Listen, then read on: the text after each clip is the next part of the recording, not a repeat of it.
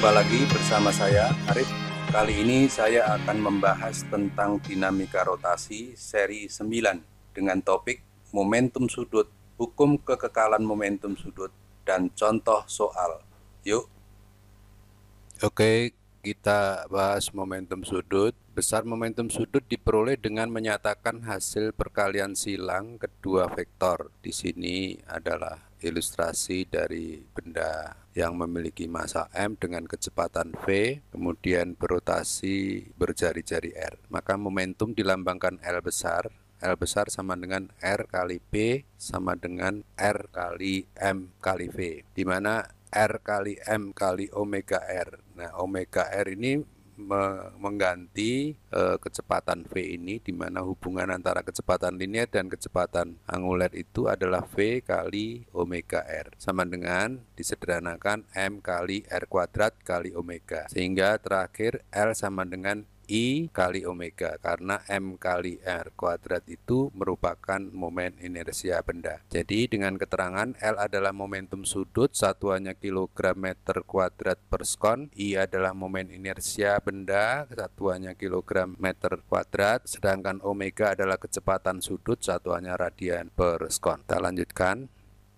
Hukum kekekalan momentum sudut. Bila tidak ada gaya luar yang bekerja pada benda, maka momentum sudut sebuah benda atau suatu sistem adalah konstan atau tetap. Dan ini disebut hukum kekekalan momentum angular atau momentum sudut. Sehingga L1 sama dengan L2 jika dijabarkan I1 kali omega 1 sama dengan I2 kali omega 2. Keterangannya I1 adalah momen inersia benda pertama, satuannya kilogram meter kuadrat, sedangkan omega 1 kecepatan sudut benda pertama, satuannya radian per sekon. I2 adalah momen inersia benda kedua, satuannya kilogram meter kuadrat. Omega 2 kecepatan sudut benda 2, satuannya radian per sekon. Oke, kita bahas contoh soal momentum sudut. Misalnya ini sebuah cakram semacam silinder homogen berbentuk lingkaran bergerak rotasi mendatar dengan poros putar di pusatnya tanpa gesekan. Cakram ini memiliki massa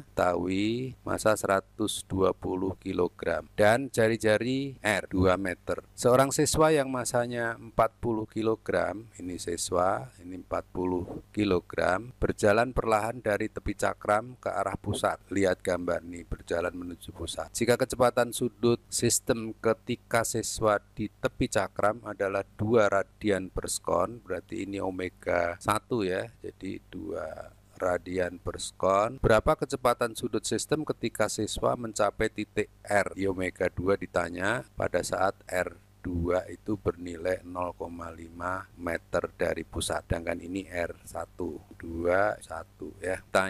Ini ditanya omega 2. Jadi jawab, jadi berdasarkan rumus ini maka I1 kali omega 1 ditambah I2 kali omega 2 sama dengan I1 kali omega 1 aksen tambah I2 kali omega 2 aksen. Jadi momen inersia cakram itu adalah setengah M, ya, I-nya adalah setengah MR kuadrat. Jadi di sini dimasukkan diganti setengah MR kuadrat. Omega 1 kecepatan mula-mula itu 2 ya, 2 radian per sekon, sama dengan kecepatan ketika anak di tepi ya. Jadi ini anak ini adalah MR kuadrat, ini masih di tepi, kemudian kali 2 sama dengan setengah MR kuadrat, masih sama, cari, dan ini V1 berapa ini? Ditambah MR kuadrat kali omega 2 aksen. Nah ini omega 1 aksen sama dengan omega 2 aksen. Jadi ini kita hitung saja setengah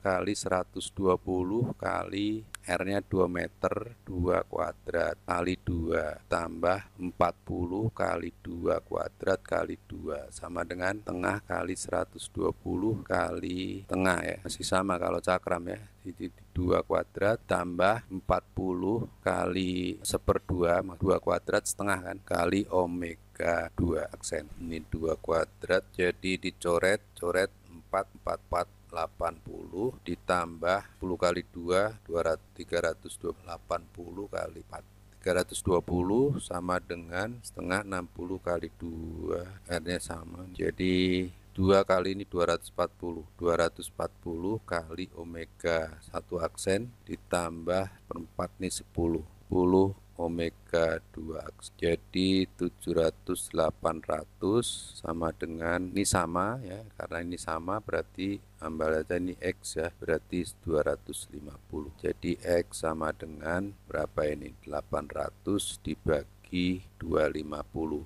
Coret nolnya 1, 80 bagi 5 75, 3 ya, 3 75, sisa 5 bagi 25 1/5,2. Jadi 3,2 radian per sekon. Oke, jadi kecepatan siswa 3,2 radian per sekon. Ya, sistem bukan siswa. Jadi siswa dan cakram sama gerak rotasinya. Begitu, semoga bermanfaat.